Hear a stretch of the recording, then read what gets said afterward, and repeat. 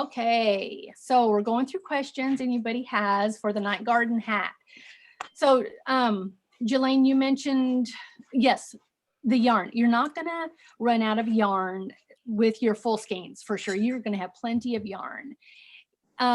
Based on your tension, you should have enough yarn of the little bobbins that we gave you. Good morning from Taiwan. We're doing live today. Are you ready? What is that? Okay. Oh my goodness, that's funny. Okay, so if you do run out, little bobbins come in, but you won't run out with the full skeins. Okay, Cheryl, how about you? How are you doing? I'm doing all right. Good. I restarted a couple of times, Uh-huh. but I'm on the right track. And then I only got to the center because I thought the center is a different color. And Angie told me this morning, no, the center's the same color as your ribbing. Correct. So I did that, but see, my ribbing is gray and my background is black. I did not like that. Okay. So I ripped that out, and then I put it the color of the little stars or whatever they are in the background. Mhm. I'm using that as my center, and I like that much better. So what colors is your hat? Here, the hot mess here. Oh, look at that. Oh, Oh, that So see, the center would have been gray, and that did not look right. okay. So then I changed it to the tan, and I like that a lot better for the center. Okay. All right. Good. Good. And how are you doing right now? What? You Is your froze. What? center- I'm sorry. We do have issue here in the shop with the internet. So if I freeze, tell me, Valerie, you froze, and go back. So Valerie, you froze. all right, Cheryl, what's your center look like? Are you having issues knitting the center? Nope. Oh, It was good. just the color. It was Okay. just the color of the yarn I didn't like for the center. Okay. But no, I'm not having issues yet. Good. And now you have to let other folks in. Yeah, I know. I am. Okay. Yeah. All right, Lori, how are you doing? You are on mute. Unmute. Better. There we go. I like your Sorry, I was sweatshirt. running late. That's okay. I like your sweatshirt. Thanks. All right. So Lori, how are you doing? What's your progress? I think if I were going to do something with the little bits again, Yeah. I'd probably do stranded. Ah, Just because my transitions aren't very smooth yeah. for these little tiny spots. Mhm. I'm almost wondering with the Intarsia type technique, if I had bigger Bigger pieces sections of it. of the Mhm. same color, Mhm. it would almost be easier for me. But because I have, as probably like everybody else, I've got so much going on. Yeah. And my transitions just aren't as smooth as I had hoped. But that's Well, and it's that, new. and it's not just you, Lori. That is the way Intarsia is. Look at how pretty that is. Is That's nice. When you do your weaving in, and I'm going to give you a couple tips just that I have learned on mine and show you how mine looks in spaces that I have not woven in. It brings things together. It will bring your stitches together, and yeah. And then I'll show you something else about making sure I struggle with, not as much as I did on the first hat for sure. My first hat was like, it was a hot mess, but all right. I dropped my needle. Okay. So let's talk about this chart for a second. I don't know if you printed off both charts, the small one and the big one. Angie, I need your code. Okay. Sorry. 1978. Oh. Mhm. Okay. We're going to go to screen share, and I'm going to show you and explain a few things on my chart. All right. Thank you. So screen share. Mhm. Okay. Share. Oh, Here we go. Has to come to the front. She can- Sometimes go to the. There you Okay. go. All right. You got somebody else that came in too. Thought I heard a ding. Do we hear ding? Let me see. How do I figure that out? know. Do I have to go back out? I don't know. Show the grid.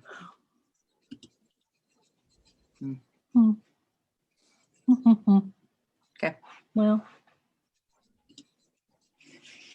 we'll see. Maybe then, maybe. Well, we'll see. I'm just go through this and we'll see. Okay. All right. My chart. Look at my chart.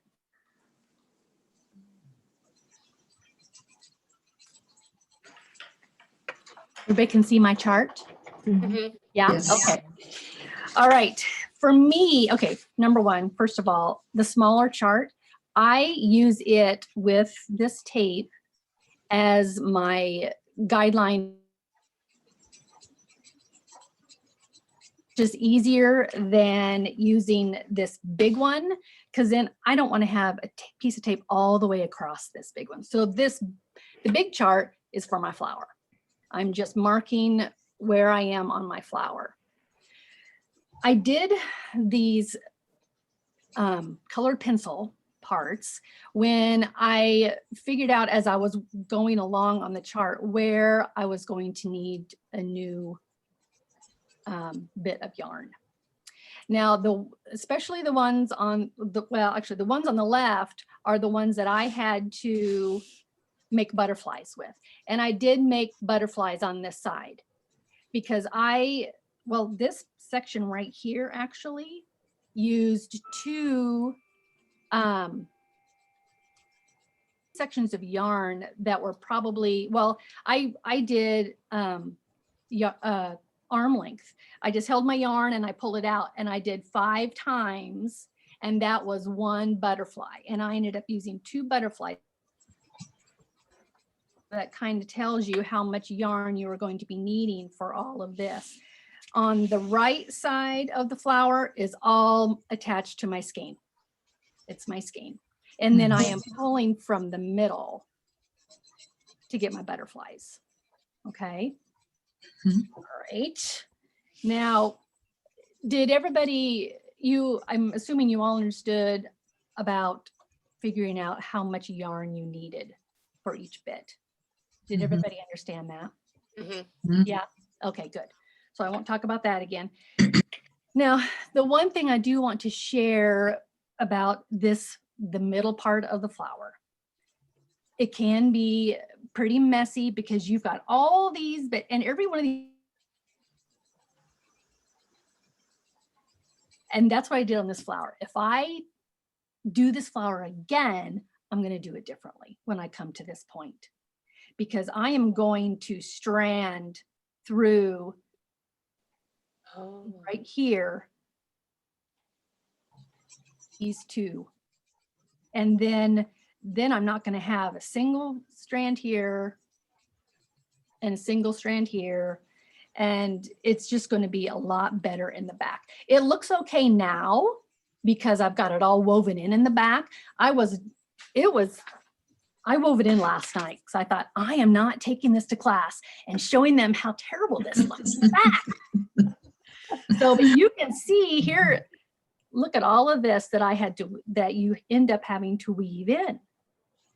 And it looks all right now, but it didn't when I first started weaving them in. So take comfort in that. Your knitting is going to look a lot better. Your stitches are going to look a lot better when you have a chance to go back and weave in these ends. So let me look here.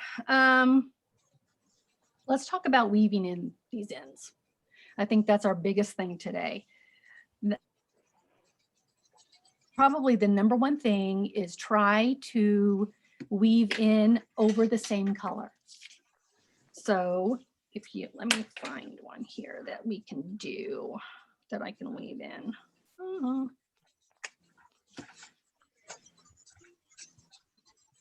All right, let's weave in this, because you can see right here, I've got this gap. When you look on the other side, I have a gap here. So what I'm going to get my needle, and you are definitely going to need the sharp one, the super sharp. There it is. So I am going to take my brown. Let me find the spot where I was going to work it. Someone is trying to get in and I can't do it. So I'm going to have to stop sharing for a second. Sorry. Well, let me go. Oh, here we go. Admit. Okay.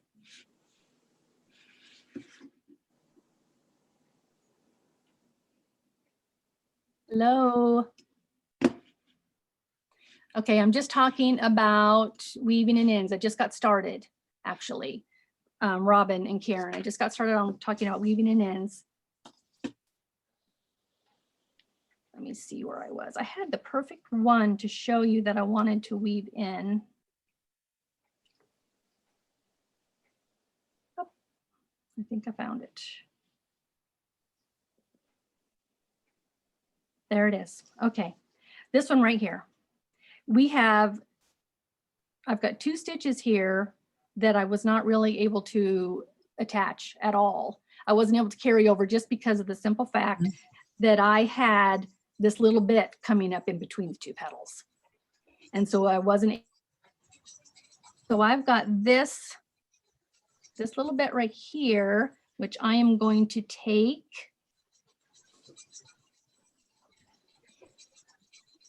my yarn, put it on my needle, and then I'm going to turn it around so I can see exactly where I need it right here. And have another needle handy, have a blunt tip needle handy. I just have this old cable needle that I happen to use, and take it in between, underneath your V's, just like this, kind of pull them a little bit, make sure that they, see if I can see this. See, I'm losing this one right here. It's hiding underneath.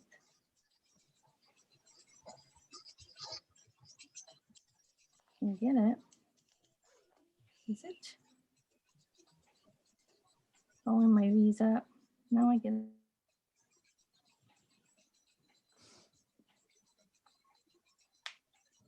That one. Okay, there it is. So I've got these V's. I've got these V's. Here's this one here. Now here's this one here, and this. I want to loosen it up a little bit, pull it out a little bit. You might need to kind of maneuver the stitches next to it because that's how it got tightened. It got tightened when you did that next stitch.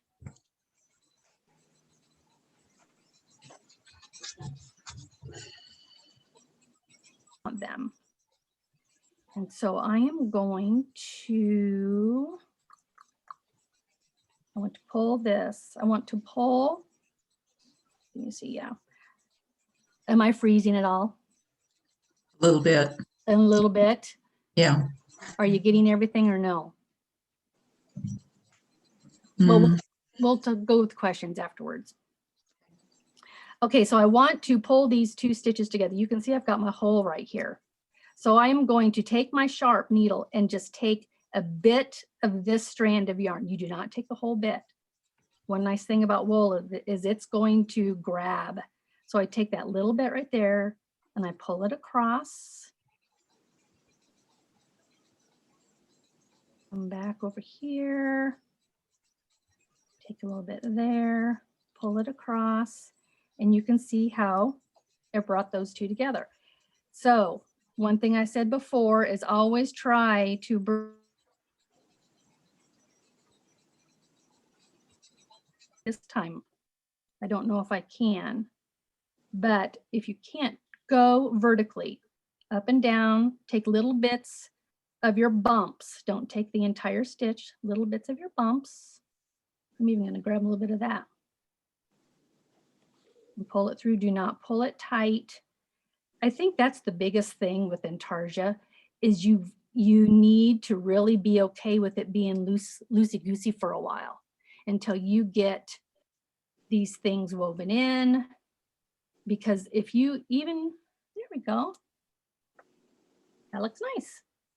So even when you're weaving in the ends, do not pull them tight because it's just going to pull that stitch right back up and it's going to be hiding between, it's going to be hiding underneath the stitch that's above it. Okay, so be loose. And this wool yarn is going to grab, it's going to grab each other and it's not going to come undone. You can see how much I have left. Here's one of my stars. This is how much I have left. So I have gone, I grab my yarn on my needle and I will go up and then I will go back down. And this one here, I went down and I went up. You always want to go the opposite way. Go up 4 or 5 stitches and then come back down 4 or 5 stitches and that.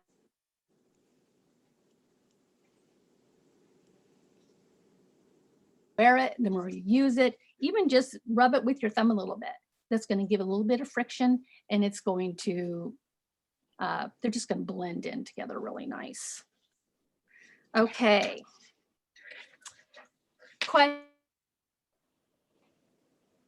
Stop sharing so I can see all of you on here. There's Karen. And there's Robin. Hello, ladies. Okay, so we did talk about the chart a little bit, Robin. I know you're having an issue with the chart.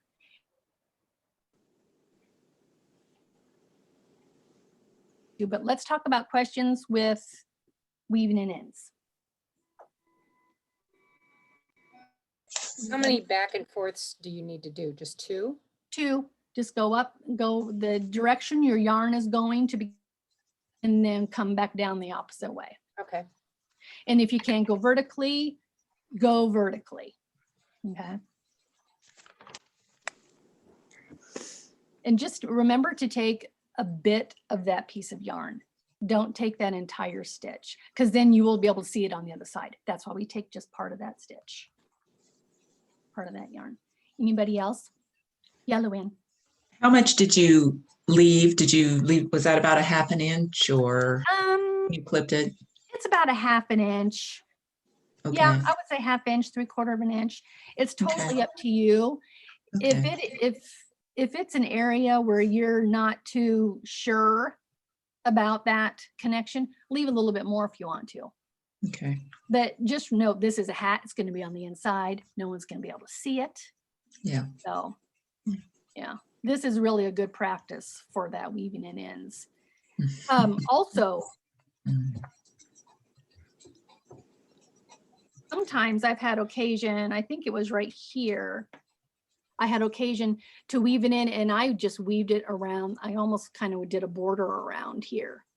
And that, you can't see it on this side. But that helps secure it too. Because I had kind of a big gap right there, especially, you have gaps when you're introducing a new color yarn.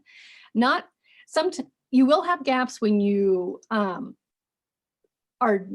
picking up another yarn in that same row. But when you're bringing on a whole new yarn, a whole new butterfly or whatever that you've had to do, you're going to have a gap there. And so I will maybe even do 3 times through just to make sure that I close up that gap. Okay. Anybody else? Yeah, Question Robin. on that. You can't just take and do old over new even when you're doing a new color in the same row? You can do that, but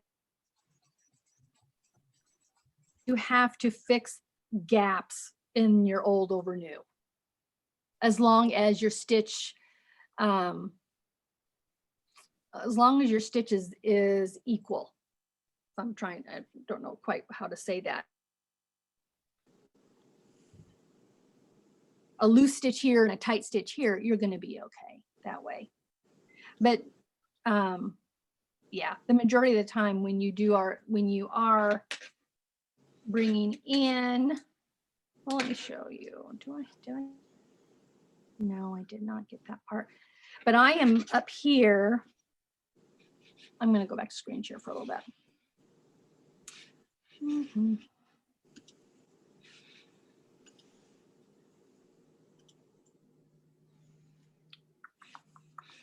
It's taking a little bit. There we go.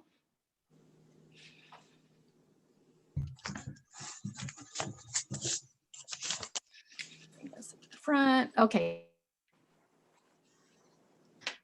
Right here. Now, if I would have thought ahead, I would have had my yarn, my feather colored yarn. I would have had my needle right to this point. But when you do come to this point and then you just bring it over, you are not, and then I would start with this gold. I would not have any gap there. If here it is, if your stitches are right on top of each other. If you're doing a straight line, if you've got a straight line of the gold and a straight line of the feather color, then you're not going to have any issue with it. There's going to be no gap. If you bring in that other color and it's one stitch over or maybe two stitches over, you might have a little bit of a gap. But you can adjust that as you're going along with your needle. Just maybe pull it just a little bit more snug if you need to. One thing I have learned doing Intarsia is you want your stitches close, especially with this yarn, with this Mordell. You want them up. Let me see here. Let me pull.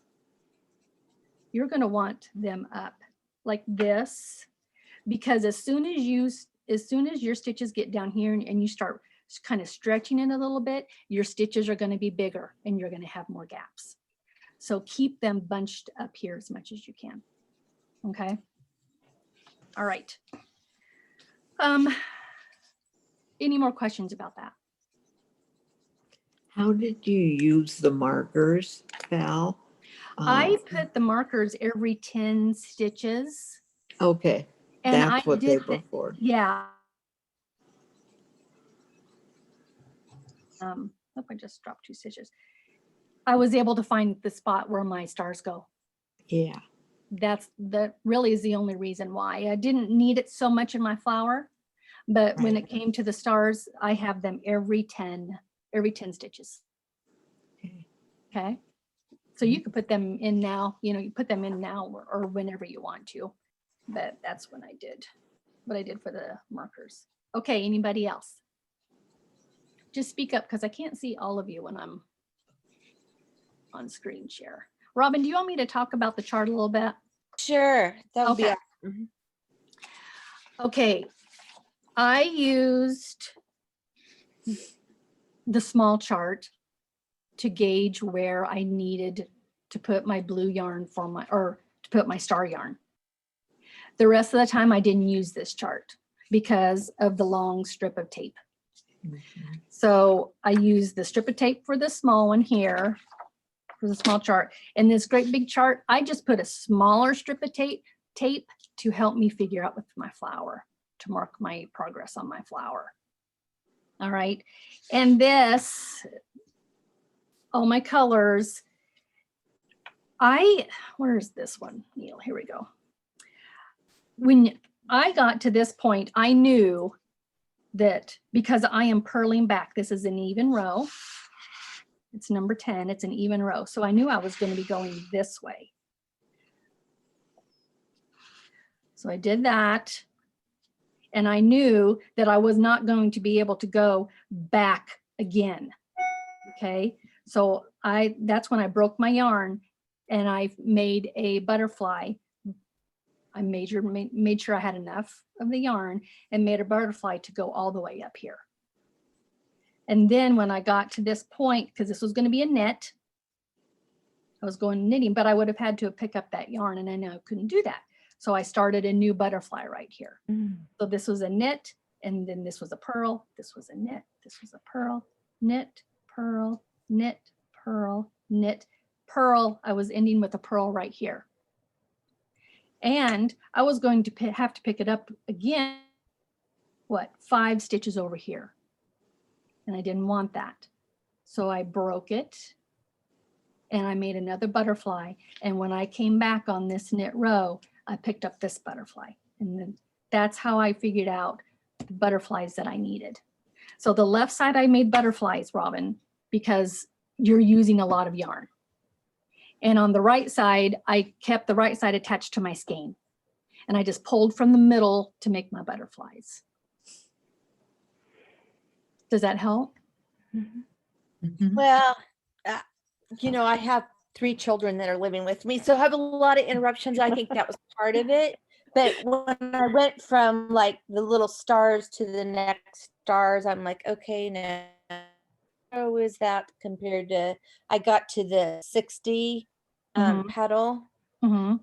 and I kind of felt like I was off where the 4 and the 5. So I've got to go back and just kind of relook at that and see where. I don't know. I might have to What- take a row out. What do you mean the 4 and the 5? You mean these right here? Between the little stars and the petal, Oh, 'cause okay. that's where I got off. And Angie goes, well, maybe use a ruler to kind of help you. Yeah, figure out exactly. Now, here's something else I do want to talk to you about is I'm going to get us out of sharing here. There we go. I got another pop-up. Don't obsess about where these stars are. If you're 1 stitch off, if you're 1 row off, the placement of this when you get this hat, No one's gonna know. no one's gonna know, and you're probably not even gonna know. So, Yeah. okay. So just leave it. Don't sweat this. Don't sweat the small stuff. Isn't that what they say? Yeah. So, yeah. Okay. So we talked about weaving and ends. We talked about the chart a little bit. I did write some notes, didn't I?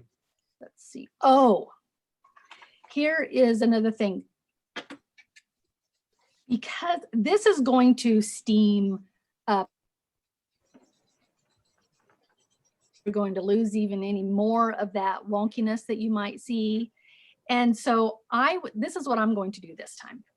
I am going to steam mine flat before I ever mattress them together. Mm. So that way, even if all I steam is just the flower part, at least I can steam it, I can pin it, I can kind of maneuver those stitches a little bit and then let it dry and then mattress it after that. Okay. I think it's gonna be easier. Last time I steamed when the whole thing was done and yeah, I just think this would be easier than steaming it in the round on top of something else. So do that. I would suggest doing that. So I think Angie mentioned too last week that because we changed the needle size, this pattern was made for a 5 and a 6 needle, and we down because we did not want our hat to go clear down to here on our heads.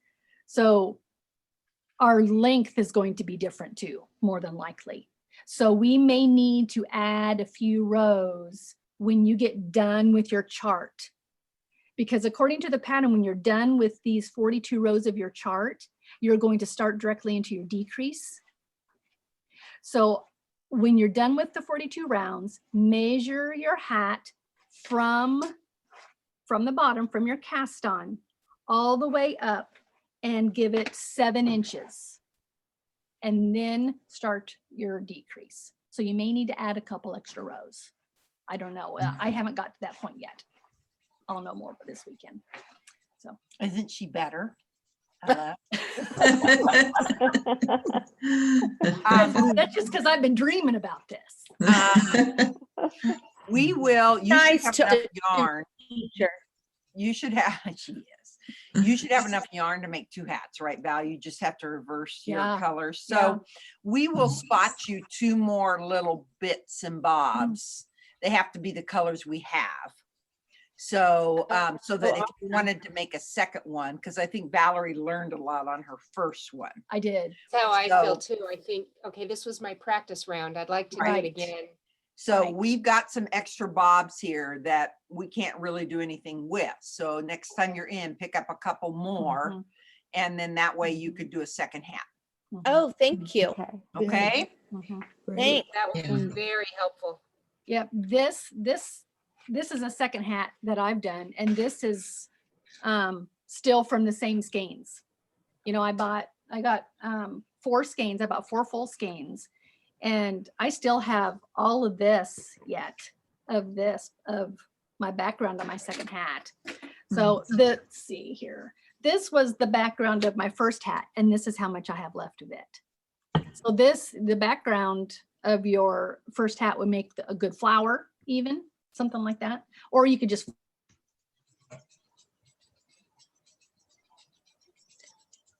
pom-pom takes, I think, 35 grams of yarn, I think is how much I used for that gold pom-pom on that blue hat. So it takes, but I was watching the video from last week, and Lori had the comment about using the different colors, and I'm going to do that. That's going to be a good way to use up some of these little bits of the yarn that I have from the other hat.